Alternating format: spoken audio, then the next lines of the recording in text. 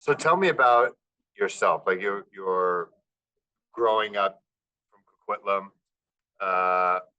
Growing up, like, yeah, what were your dreams as a kid? And unlike some people, you actually got to live it. Growing up in Port Coquitlam, I had the dream, like most here in Canada, to play high level hockey, to play in the NHL. And more than anything, though, I fell in love with the game of hockey because I liked the way that it made me feel. I went through some stuff as a kid that was really tough, and hockey became my safe space and my everything, whether it was on the ice or in a carport or on the front street, with friends, without friends, it didn't matter. I just really liked the way that I felt when I was playing hockey because I didn't have to think of anything else. And that worked for a long time. And because I did a lot of it, I got to be pretty good at it. Like anything, if you put the time in, you develop certain skills. And again, I kind of lost sight of that dream. I was more or less doing it because it was an outlet for me. And I was able to jump into the Western Hockey League at a really young age. And when I got there, hockey stopped working for me because all of a sudden I was getting bullied and hazed and picked on, and that was just the way that it was back then. And I went from loving the game of hockey, where it was my safe space, to resenting the game of hockey and not wanting to go to the rink, not wanting to have to deal with everything that was going on. Never mind the stress and the pressures, just being treated poorly by teammates, and not really feeling like I had anybody really supporting me. And moving away from home was a challenge. And all of a sudden, I'm in this new community, living with a new family and far away from home, and supposed to be living out my dream, but it turned into a nightmare very quick. Was it because hazing, from what I know in my limited knowledge, it's like a one night rookie night type thing. But like, what happened? If you're like, Yeah, no, that stuff went on all year, almost on a daily basis. Sometimes because at the time, my first year there, I was in high school, and the older guys on the team obviously aren't in high school. And we would go to school in the mornings, and they would go to the rink in the morning, the older guys, to do a check-in so they wouldn't sleep in. And what happened was, a lot of times I would show up to the rink and my skates would be filled with water, but they were in the freezer, frozen ice solid. My gloves frozen ice solid. And of course, I wasn't going to run to the coaches and make a problem. So I was trying to de-thaw my skates, and now you got soaking wet skates, and it's not very comfortable after practices, being in the shower, multiple guys coming with industrial sized bottles of bleach and dumping it all over me and in my eyes, and mopping me and poking me with broomsticks, and being locked in the sweat box in the bathroom on the bus with multiple other guys on the team who were rookies as well, with no clothes on. And one time I was in the bus bathroom for 5 hours naked on a road trip. And a lot of it was the way that it was. All the guys doing it to us had it done to them. And I think a lot of the coaches in the league at the time, they went through it as well. And it just felt normal. Like, this is part of the culture. This is what happens. But I can tell you, as a young man who had to go through it, I did not handle it very well. I became suicidal. I ended up quitting the Western Hockey League on multiple different occasions because my mental health wasn't in a space where I was even caring to play hockey. I actually just wanted to die. It was a very horrible feeling to have to go through that. Now, I will say that hockey has provided me with a lot. It's given me my life back today, and I do have a lot of great experiences. But now that I'm 35, I reflect back on that and say, how much did that impact me as a young developing man?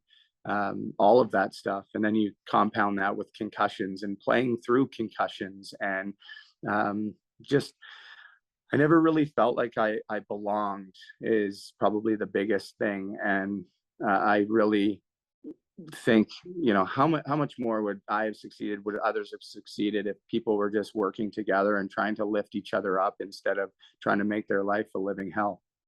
Yeah, and I think one thing we were talking about, whether they're victims or people who are doing the abuse, is that a lot of them they're taken away from their family in high school, formidable years in their life, and they don't talk to their mom or dad. They can't, depending on when they played, right? And then not only that, I'm assuming you did not feel that you had someone to talk to on the team to complain about any of this stuff with, right? Well, that was just it. I mean, I was very quiet to my teammates and some of the guys that were actually my friends on the team, because how, before a game, how was I supposed to go up to somebody we're essentially going to war together? That's the mentality. You're putting on this armor and you're going out and you're playing for the logo on your chest, and you're representing a team and a community and yourself, trying to live out your dream of being a hockey player. And Right. looking across at a guy, was I going to be like, hey, I'm not feeling good right now. I don't know if I can play tonight. I don't even really want to be here. Coaches, I wasn't going to go tell my coaches, because at the time, like, I was so worried about maintaining my spot in the lineup and worrying about, my career after junior. Like, how am I going to play pro hockey if these coaches start to find out and start telling scouts and agents and different people in the hockey community? Because that's what happens. And on top of that, I did speak to a sports psychologist, but even then, I was pretty aware that I was 17 years old at the time. And if I start to tell him what's really going on, well, guess what? I'm not going to be playing hockey probably for the next month. I'll probably be in the psych ward, which ended up happening on numerous occasions years later. And like you're you're an elite athlete at that level, and they're doing this to you. Like, did you ever see them do the other people not even playing? Like, because we're hearing all these allegations against young girls. Did you see stuff like that as well? Yeah, absolutely. I will say that anything that I saw or that I was involved in directly was consensual. But I will say that there was multiple times where there was one female and multiple males. And in hindsight, I wonder how difficult would it have been for that young girl to speak up against 3, 4, 5, 6 hockey players, and how were they empowered enough to say no? Right, these young hockey players like myself are put on a pedestal and have these high hopes of playing in the NHL, and often those girls think that they will as well. And I think a lot of times they get into a situation, and I've seen where a one-on-one turned into much more than that, with people coming out of closets, hiding in closets without the girl knowing. In one case, like, I saw a lot. I don't know how much time we have, but I saw a lot of different stuff. And the one that really sticks out to me now that I'm older is on a certain road trip. And a guy on our team had a girlfriend in the area, because we were visiting his hometown, and she brought a friend. And I'll never forget, obviously he went with his girlfriend to do whatever they went to do, but now the friend was pretty much open season for anyone on the team. And there was a debate between our team on which rookie was going to have to go sleep with this young girl. And so then that started to happen. But in the meantime, one of the guys on the team, or a couple of the guys on the team, had set up a webcam with a laptop that was hidden in the room, and broadcast a video out to every player on the team on back what was called MSN Messenger. And, so now there's 8 rooms of players, all 4 or 5 in a room, whatever it was, watching what's going on in the room. And this girl had no idea she was being recorded. And that's criminal. I can sit here and say that I didn't stop it. I wasn't necessarily directly involved, but I still had some involvement. And I feel some shame and guilt around that I didn't have the power to stand up and say, hey, this isn't right.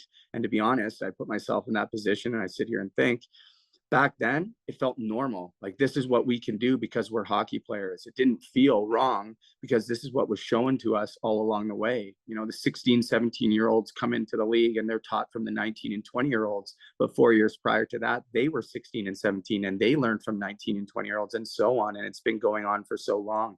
And oftentimes players, after they're done playing, regardless of how far they make it, they get into coaching, into managing, into scouting, into being on TV as an analyst, and they never leave the culture. So they don't even have an opportunity in some cases to even reflect back and say, what is life like outside of this culture, right? And it's really hard, because as a player, as a young player on a team, I can just speak for myself. I wanted to be expected by these guys in the locker room. So if I would have stood up and said, hey guys, what are we doing here? Let's stop. That wouldn't have gone over very well. And then I would have got picked on even more. It's go with the flow. Don't speak out against this, and just special privileges. I got out of multiple speeding tickets and different things that the average person, and I say, I don't don't say that lightly, because I think we're all just should be equal, but hockey players got special treatment where I would have got punished in a way harsher way if it wasn't for the fact that I played on a certain team. I remember multiple times getting pulled over, and the police officer comes to the window and goes, "Oh, it's you. Have a good game tonight. Go on your way." And to me, that put into my mind, try to quantify that as a 16, 17-year-old boy, and you're getting all these special privileges and all these people putting you on a pedestal. How do you expect a 16 or 17-year-old boy to handle that? There's nothing that prepared me to deal with that, and just that side, never mind the pressures and the moving away from home and all of that. But how do we get to a place where we can start to educate? Because I don't blame any one organization or team. I certainly don't necessarily blame Hockey Canada for the hockey culture fully, but I also think that they have not done enough. We've seen them pay out $3.5 million based on some allegations that weren't even proven in court.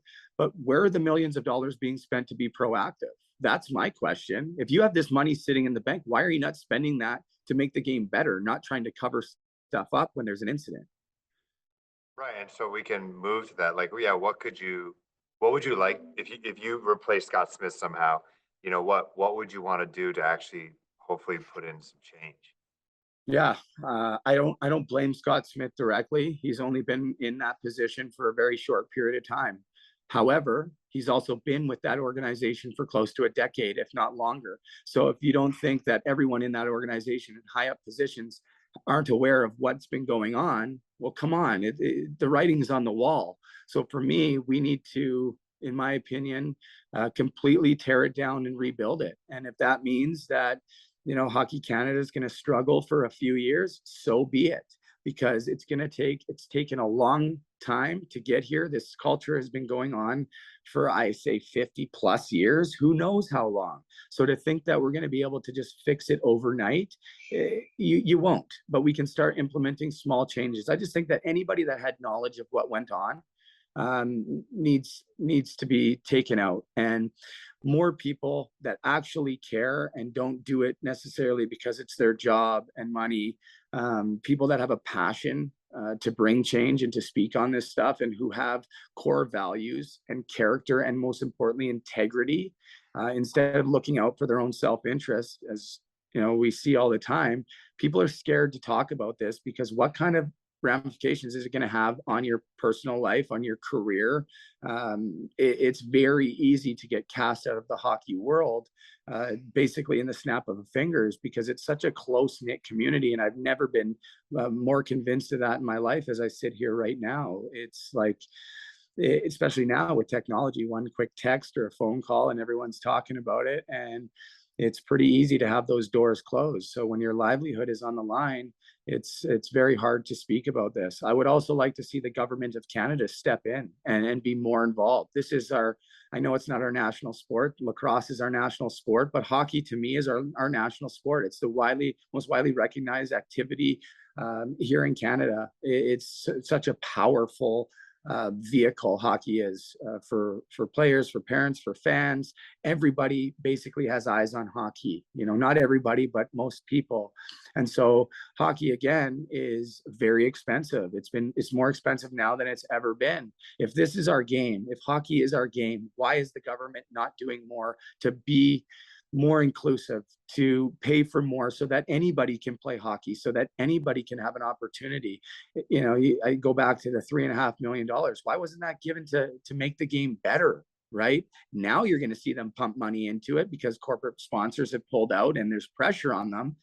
That's not good enough. There should have been somebody there that said, hey, no, we need to make a change. But again, I'm going to tell you that when I was going through it and I was going and saw stuff, it felt normal. And so I think that a lot of people's vision is clouded and they don't think that they need to make these necessary changes because this is just the way that it is. But here we sit today, and I'm convinced that we are going to see a lot more of this come forward. You're going to see more people speak out, whether it be players or victims, who my heart goes out to. And people need to be held accountable. I really believe that. I went down a pretty dark path of addiction after hockey, and I found myself behind bars. My hockey player luck ran out and I had to pay the price. So why are hockey players getting special treatment? And this isn't against like Logan Mailloux, but last year the Montreal Canadiens took a player in the first round just weeks after it was found that he was distributing images of a young girl without consent. And I'm sure this happens way too often. But what kind of message are you sending not only Logan Mailloux, but also other hockey players to say, hey, you can pretty much do anything. And don't worry, if you're good enough, we still have a place for you. Do I think that a guy like Logan should be cast out of hockey? No, I don't, because I think we all make mistakes and we deserve second chances. But what in the meantime have they done, not just for him, but for others, to actually help educate them and hold them accountable and show them that there are consequences to these actions? Because until that starts to happen, nothing's going to change. When did you realize? Yeah, hi, sorry. When did you realize that, whoa, all these experiences that I've had aren't normal? Like, wait, you don't put 5 guys in the back of a tour bus naked here? You don't do that? You don't pour bleach on people? Like, when did you realize, like, wait, this is not normal? Well, I wish I could say that it was longer ago than it was, but I was disconnected from the game of hockey for 10 years, as I kind of alluded to earlier. I spent time on the street, spent time in jail, spent time different places. And what I started to see was, wow, like this life outside of hockey is quite a bit different. And I always use the example of going home after like a hockey season and hanging out with some of my friends who weren't hockey players or high level hockey players that didn't have the, I don't want to say advantages, but I guess they were advantages, unfair advantages and special treatment as we did, and sort of the way that we acted. And I remember them telling me on multiple occasions, like, what's wrong with you hockey players? And we're like, what's wrong with us? What's wrong with you? And they'd be like, oh, you're just jealous that you don't have this or that. And, I was one of those young egotistical boys, but again, how can you not be when you're thrust into that position? I don't care who you are. I saw kids come into the league at 16 who were essentially green, which means new, and very almost like just they had no experience outside of being, taken care of by their mom and their dad, and they're good kids. They've never had a drink. They've never, probably had any sexual encounters. And I saw some of those kids go from being these little innocent boys, and you give them a year, 2 years, and by the time they're 19 and 20, it's like they're fully indoctrinated into that culture and they're not even the same person anymore. And talking about speaking out, like if it wasn't for Rick Westhead, who had a career as a journalist before this, like he was a foreign affairs guy, like he doesn't need hockey. He doesn't need sports. If it wasn't for him, I feel like I don't know who else would have done that, because like you said, that would have been putting their career on the line. They'd never be allowed to practice or a game again. Yeah. I'm friends with Rick. I had a coffee with him a couple of weeks ago, and people can say what they want about him. You're going to hear some certain hockey people tell you that he's doing it for the wrong reasons, or he's this, or he's that. They just don't like what he's saying because he's speaking the truth. He has nothing to gain from it. He's just trying to leave the game better than it was. And he's got a ton of integrity. And when he knows something is wrong, he's not going to sit back idle and not say anything about it. Too often, too many of us do that, whether we're talking hockey or outside of hockey. Well, it's not my place to say anything, so I'm just going to sit here and not say anything. It takes people like Rick Westhead, Sheldon Kennedy, to have that voice and to lead the way. And if it wasn't for those two, I'm not having this conversation with you. I feel you. And so, how are you doing? How it seems like you're in a condo common room or something. Like, how are you doing? I'm actually in an ice rink right now. I'm coaching a hockey camp, and the ice surface is right there. I'm surprised you can't hear pucks hitting the glass.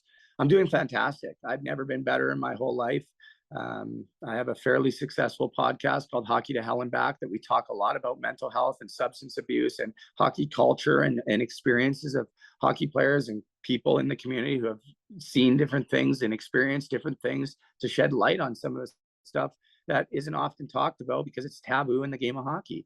My ultimate goal is to use my platform and my voice to not just make the game of hockey better, but to leave this world better than when I found it. And I know there's so many other people, amazing people that I look up to that are doing incredible work, who are sources of strength for me.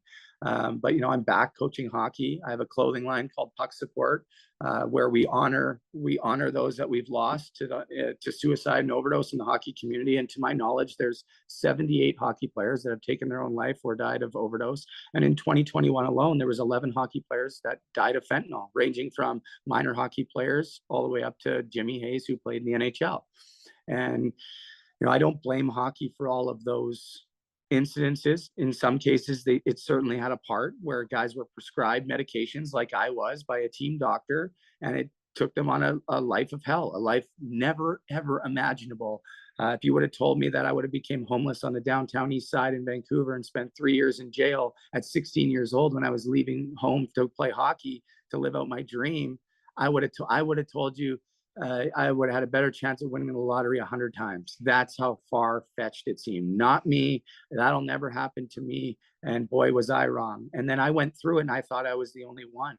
And once I started to share my story, I started to uncover all of these tragedies. And I can't tell you how many individuals right now that I played with or against, or, are similar to my age that I now speak to, who are not doing well. They're not okay. Like the vast majority of players from my experience that played high level hockey have a very difficult time after their careers are done, whether that's after junior, after minor pro, after the NHL. You're left to think, who am I? Who am I really? Yeah. It's a big part of your identity. Yeah. Yeah, it's everything. And you go from getting this special treatment. Some NHL players will continue, they'll never end for them. The NHL superstars, they will live with that for the rest of their life. But for a guy like me who made it to the American Hockey League and then went through a life of hell, nobody cared anymore. Nobody cared that I played hockey. I wasn't getting any of that special treatment. Not that I wanted it, but it certainly didn't feel good all of a sudden now that I wasn't getting it. And it made my life feel like it wasn't worth living. If I'm not playing hockey, then why am I here? I have nothing to offer this world because I don't even know who I am. I can sit here today and tell you I know exactly who I am, and I wouldn't trade my life, not for Connor McDavid's life, not for anyone's, not for their money, not for their hockey career.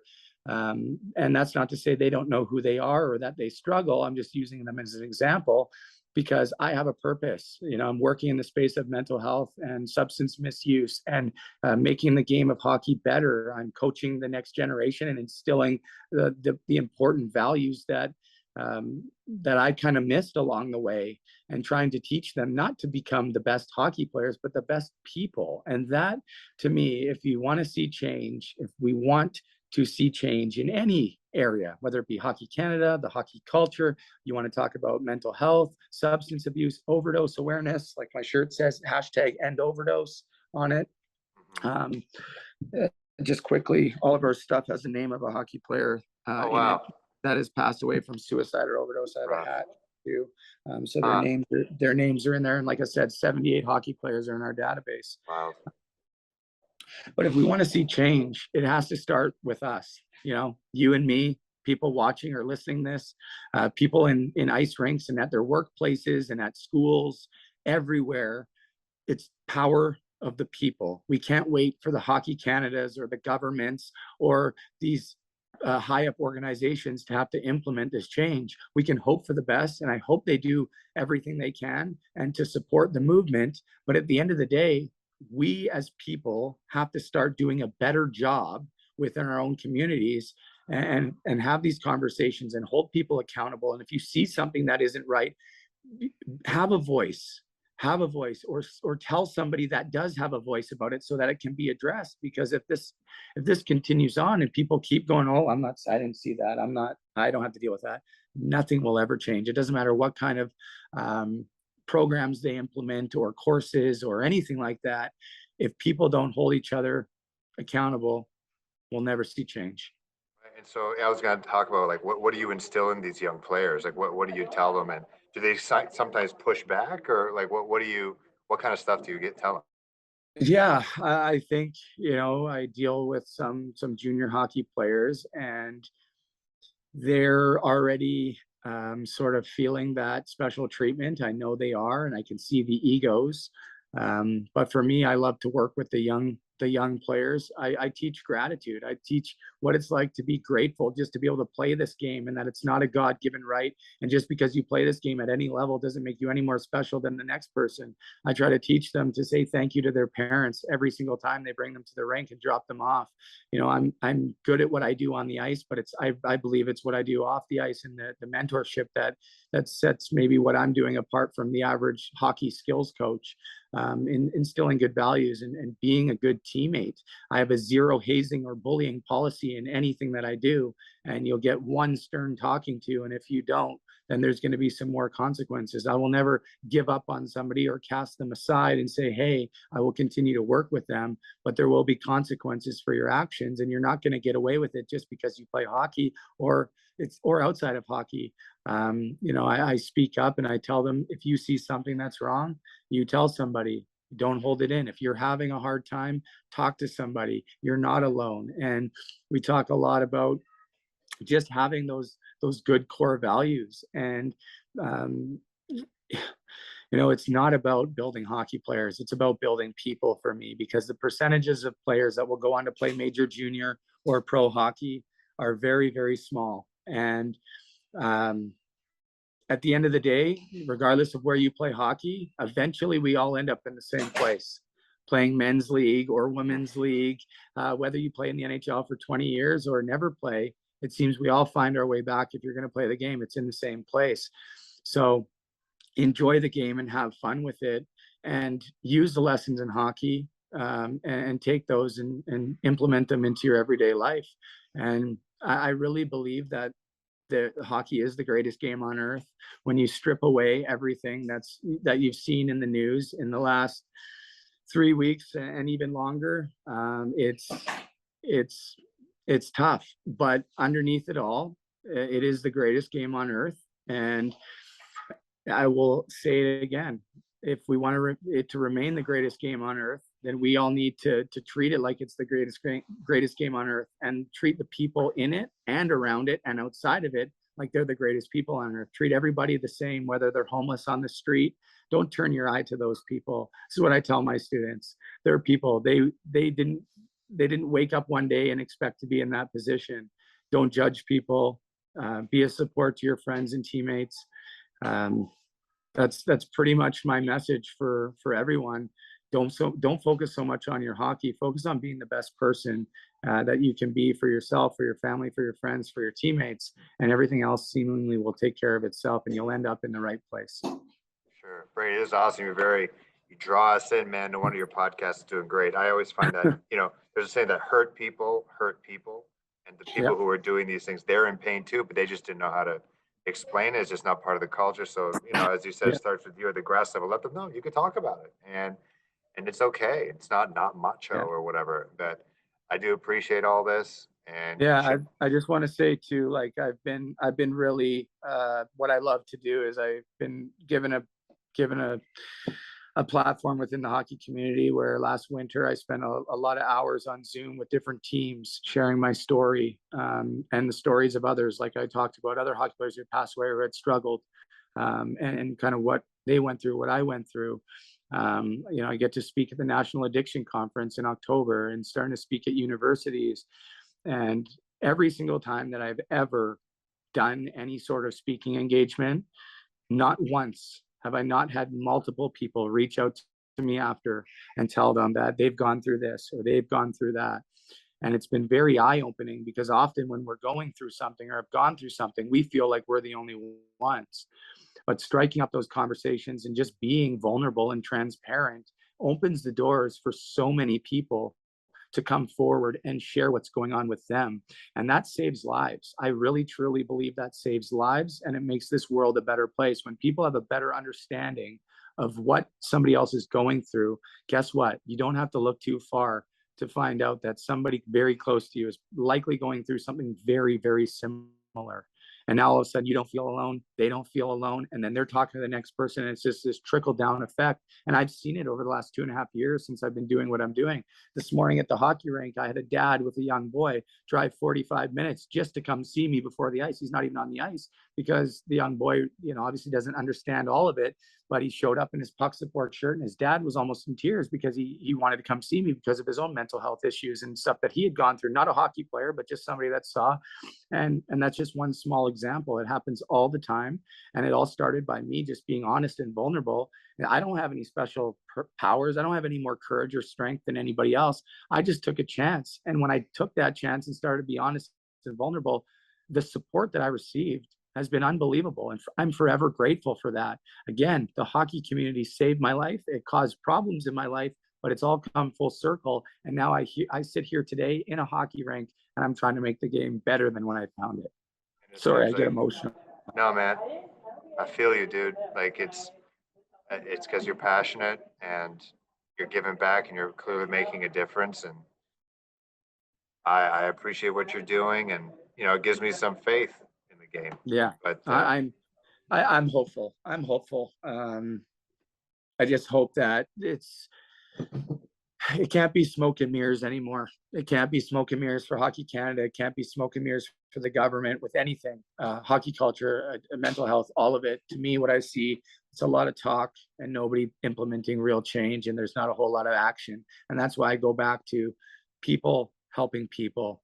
If you're listening to this, take it upon yourself to make where you live and what you're a part of better for everybody.